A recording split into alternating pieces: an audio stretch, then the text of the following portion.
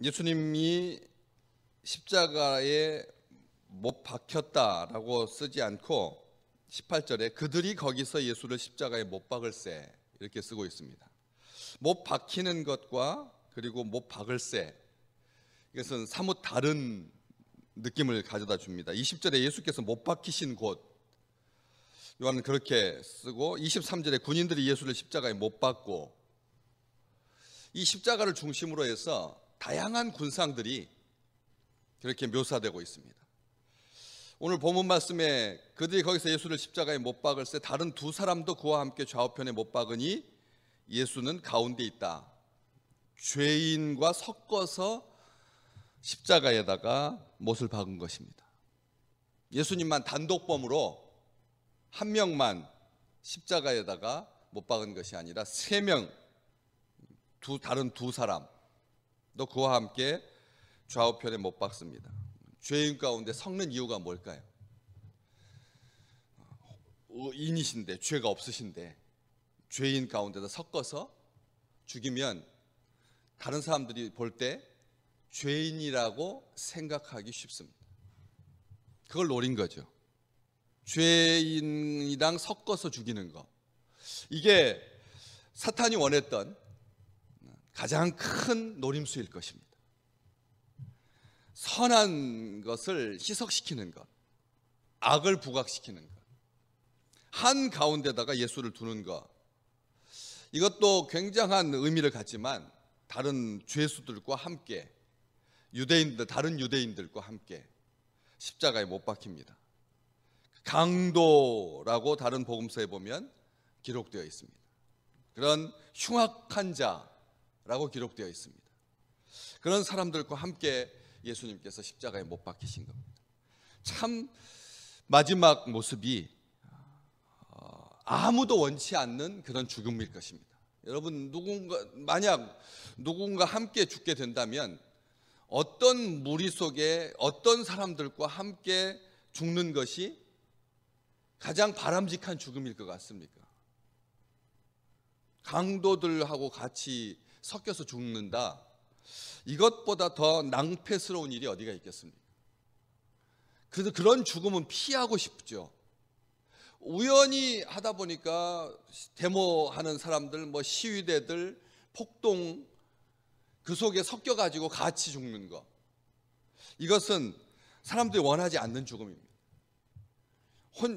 비록 선로에 떨어진 술 취한 사람을 구하기 위해서 23살짜리 유학생이 죽는 것, 그 죽음은 비참했지만, 그리고 이해가 되지 않는 죽음이었지만, 양쪽 나라에서 다 그 죽음을 의로운 죽음이라고, 선한 죽음이라고 해서 기념하고 있습니다. 기억하고 있습니다. 그냥 밤에 술 취한 사람들과 함께 서 있다가 트럭이 와가지고 같이 섞여서 죽었다, 그것도 안타까운 일일 텐데, 주님께서 이 흉악한 사람들과 함께 십자가에 못 박히셨다, 가운데 있었다, 섞어서 죽었다 라고 하는 것은 사람들이 생각하기에 참 비참해 보이기도 하고 원치 않는 죽음이었지만, 결과적으로 봤을 때 그래서 아주 극명하게 나뉘게 됩니다. 왜요? 빌라도가 패를 써서 십자가 위에 예수께서 못 박히신 그 십자가 위에만 나사렛 예수 유대인의 왕이라고 기록했기 때문에 그렇습니다. 다른 흉악범들은 죄패를 붙일 가치도 없어서 그래서 패를 붙이지 아니하고 예수님께서 못 박히신 그 십자가 위에, 그래서 십자가 위에다가 이 명패, 죄패를 써서 붙였다라고 하는 말 때문에 T자형 십자가가 아니라고 하는 것을 알 수가 있는 거죠. 십자가 위에가 기둥이 더 있었기 때문에 거기에다가 죄패를 달 수 있었으니까, 우리가 생각하는 다양한 십자가, 그 당시에 로마가 행했던 십자가형은 다양했습니다. X자형 십자가도 있었으니까. X자형, 그러니까 이렇게 팔과 다리를 이렇게 벌려서 십자가 처형하는 X자형도 있고 T자형도 있고, 그 다음에 기둥만 있는 것도 있고, 기둥에다가 그냥 못 박기도 하고요. 그래서 여러 가지 처형이 있었습니다. 십자가 형태를 갖추고 있는 그런 틀이 많았지만 십자가 위에다가 죄패를 붙였기 때문에 예수님께서 지셨던 십자가는 우리가 지금 보고 있는 그런 형태, T자형 위에 머리가 더 있는 십자가에 못 박히신 거죠. 그런데 거기다가 죄패를 써 붙입니다. 이 죄패는 보통 죄인의 이름이 먼저 나오고, 그리고 그 사람이 어떤 직책을 가지고 있었는지 그 다음에 죄명이 나오곤 합니다. 뭐 이렇게 정식 뭐 사람 이름, 그 다음에 그의 직책, 그 다음에 그의 죄명 이렇게 써붙이지 않습니다. 그냥 사형에 처하는 거죠. 그런데 간혹 만약 패를 단다면 그런 식으로 한다는 거죠. 이름 나오고 직책 나오고 그 다음에 죄명이 나오는데, 오늘 이 빌라도가 쓴 죄패는 참 특이한 겁니다. 그렇기 때문에 이 죄패 이야기가 사복음서에 다 나오는 겁니다. 그냥 예수께서 십자가에 못 박혀 죽으셨다라고 하는 걸로 충분한데 왜 죄패를 다 번하는 거죠? 죄패를. 이게 바로 하나님께서 의도하신 숨어져 있는 깊은 뜻이 있습니다. 이게 바로 복음이라는 것이죠. 왜요? 3개 국어, 당시에 모든 인류가 사용했던 단어들을, 그 문자들을 다 집어넣어서 이렇게 기록했기 때문에 그렇습니다. 누구나 알아볼 수 있게. 특별하게 오늘 말씀에 하나님께서 20절에 있는 것처럼 예수님께서 못 박히신 곳이 성에서 가까운 곳에 있었기 때문에, 바로 바깥에 있었기 때문에 많은 유대인이 이 패를 읽었다. 히브리어와 로마와 헬라어로 기록되었다. 하나님께서 누구나 읽을 수 있도록 그냥 유대인들 자기들끼리, 아니면 로마가 집행하는 사형이니까 로마자로, 라틴어로 이렇게 끝내버리는 것이 아니라 그 당시 모든 세상 사람들이 철학과 문화의 언어로 사용되었던 국제어였던 헬라어, 그리스어까지 포함해서 3개 국어로, 이 세상의 죄패를 3개 국어로 해서 패를 다는 경우가 인류 역사에 예수님밖에 없었습니다.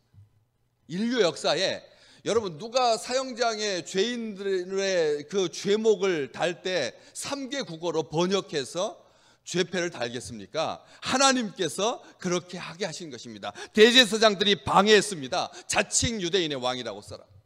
강력하게 항의했습니다. 명확히 해달라고 그랬습니다.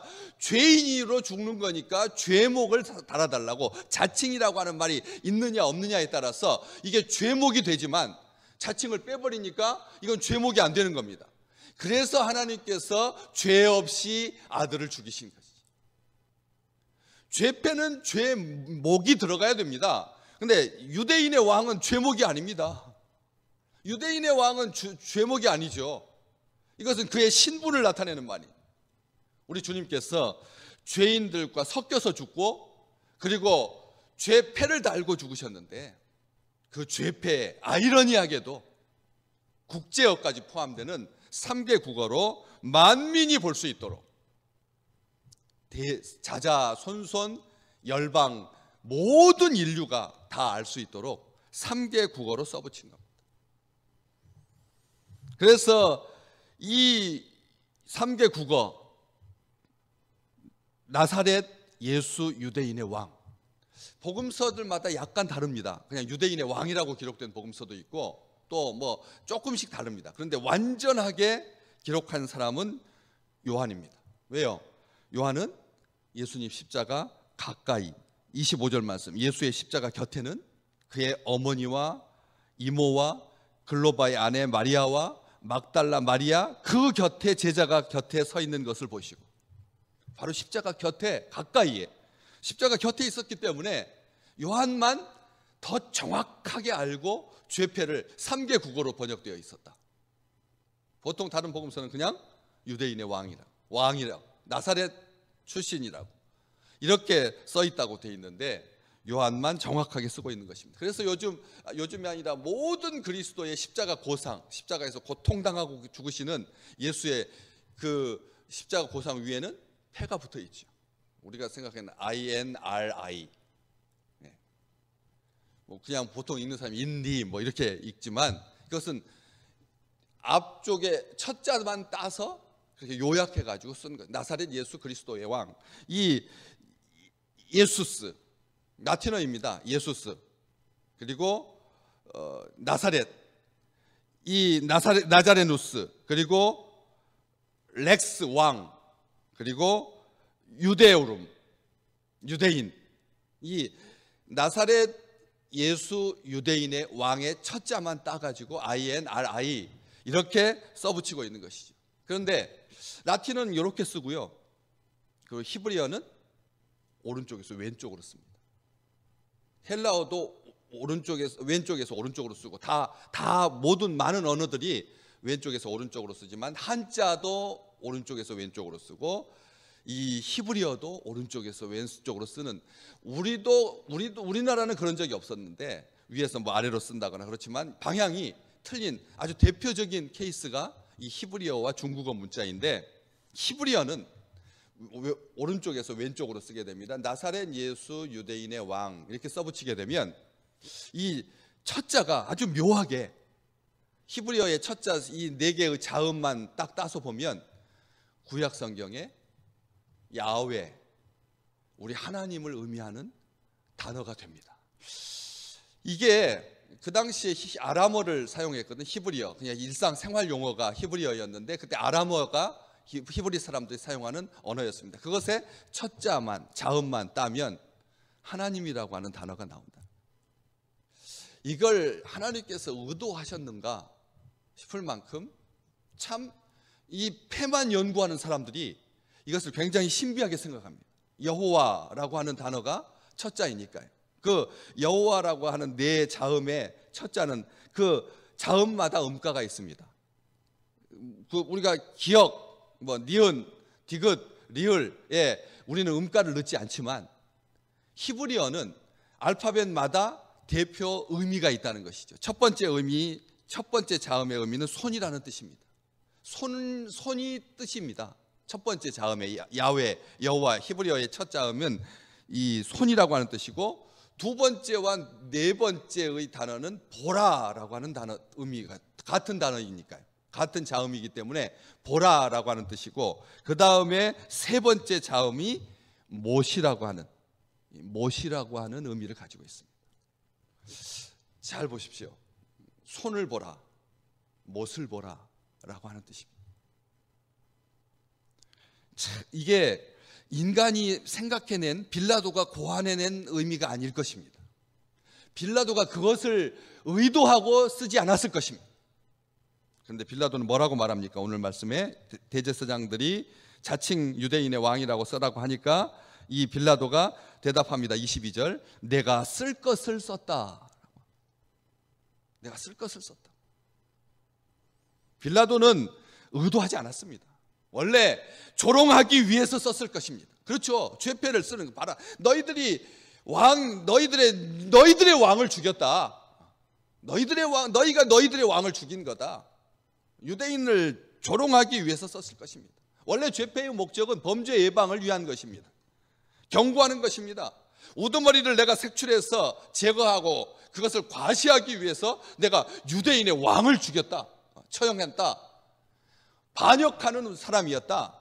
황제에게 충성한 것이다. 나는 한껏 했다. 라고 하는 것을 밝히기 위해서 죄패를 보통 써붙이죠. 또 여러 가지 목적이 있었을 것입니다. 얼마나 많이 고민했겠습니까? 헤롯을 견제하기 위해서. 갈릴리의 분봉왕이었던 헤롯을 견제하기 위해서 진짜 왕은 이 사람이다.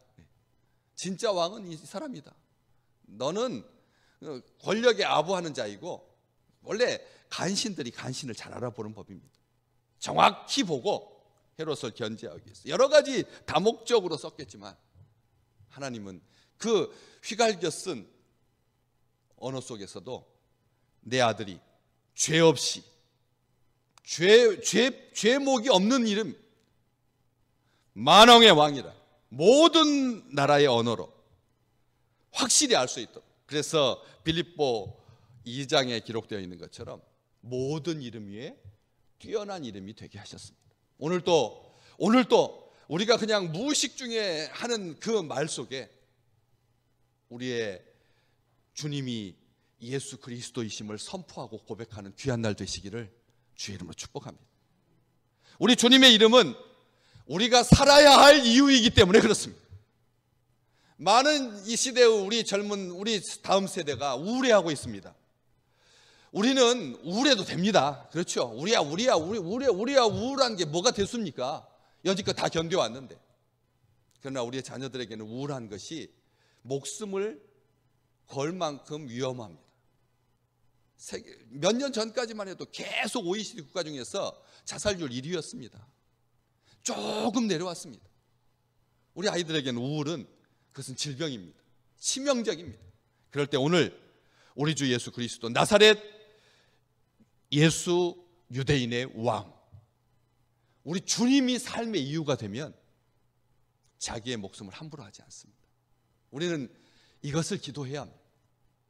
그냥 무의식 중에 지나가다가도 간판 가운데 하나님은 사랑이십니다 라고 하는 그 문자를 보고 극단적인 선택을 하려고 했던 그런 안타까운 순간들이 돌이켜서 생명의 자리로 나아가, 능력의 자리로 나아가, 통치하신 하나님, 다스리시는 하나님, 나를 소유하시는 하나님을 고백하는 존재의 목적이신 우리 주님의 이름을 붙들고 살아나는 귀한 이 나라와 이 민족, 열방이 되기를 주의 이름으로 축복합니다.